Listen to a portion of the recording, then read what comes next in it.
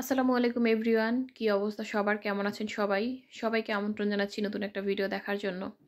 আজকে আমরা সবাই মিলে চলে গিয়েছিলাম ইতালিয়ান ফার্নিচারের দোকানে। কারণ আমার ঘরের টুকটাক কিছু জিনিসপত্র আসলে অনেক এমার্জেন্সি যেগুলো দরকার ছিল। তো এই কারণেই আসলে বেরিয়ে পড়া। আর আপনারা তো অনেকেই জানেন যে ইতালিয়ান যে ফার্নিচারের দোকানগুলো সেখানে গিয়ে আপনার পছন্দ মতো দেখে তারপর হলো গিয়ে কিনে আনতে হবে। বা ওদের অর্ডার দিয়ে আসলেই তারপরে ওরা আসলে বাসায় এসে সব সেটিং করে দিয়ে যায়। তো এ কারণেই আসলে আমাদের বেরিয়ে পড়া।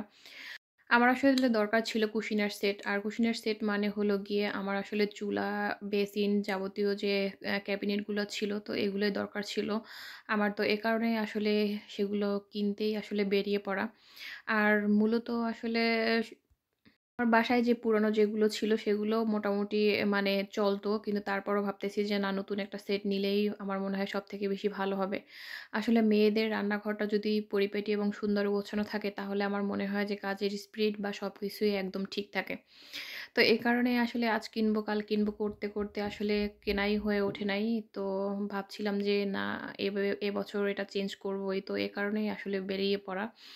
তো শামসুনার বাবা এবং আমরা সবাই এ কারণেই বেরিয়ে পড়লাম। তো আমার বাসা থেকে যে ফার্নিচারের দোকানটা ছিল সেখানকার দূরত্ব ছিল প্রায় ৩৫ থেকে ৪০ মিনিট।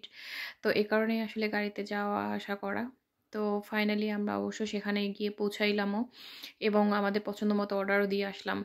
তো অর্ডার দিয়ে আসার আগের রাত্রে তো বাসায় যেহেতু এগুলো আমাদের গুছাতে হবে, তো বাসায় তো প্রচুর কাজ থাকে, কি আর করার। রাত্রেই ২ স্বামী-স্ত্রী মিলে শুরু করে দিলাম একেবারে সুন্দর গোছানোর পালা। আসলে এগুলো সবগুলো পরিষ্কার করে দেওয়ার পরে ওরা আসলে নতুন যে ক্যাবিনেটগুলো আছে সেগুলো আসলে লাগাতে পারবে। তো এ কারণে আসলে আমরা সবকিছু একেবারে খুব সুন্দরভাবে মানে আগে থাকতেই এগুলো সব ক্লিন করে রাখতেছিলাম। আর সবথেকে বড় কথা হলো যে ওরা আসলে এতটাই হেল্পফুল যে ওরা আসলে কোনো কাজের ভেদাভেদ করে না ইতালিয়ানরা। এই যে আমার নতুন ক্যাবিনেট সহকারে একদম চুলার যে সেটটা সেটা তো ওরা আসলে লাগাচ্ছে। আর এখানে কিন্তু অলরেডি দোকানের মালিক মানে ফার্নিচার দোকানের মালিক এবং তার ওয়াইফও এখানে ছিল। আসলে এই ভিডিওটা করার একটা মেইন উদ্দেশ্য হলো এই যে আমরা আসলে যারা মানে কোনো একটা মানে ইসের প্রতিষ্ঠানের মালিক হয়ে যাই তারা কিন্তু তখন আসলে সিম্পল যে কাজগুলো আছে সে কাজগুলো করি না। কিন্তু আর ইতালিয়ানরা এতটাই হেল্পফুল যে আসলে ওরা নিজেরাও দেখা গেল ওদের কর্মচারীদের সাথে, সাথে কিন্তু কাজ করতেছিল।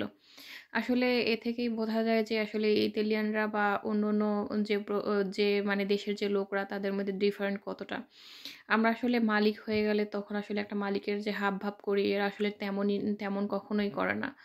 তো আসলে এই বিষয়টা খুব ভালো লাগছে। তো এই কারণেই আসলে আমার এই ভিডিওটা মেক করা।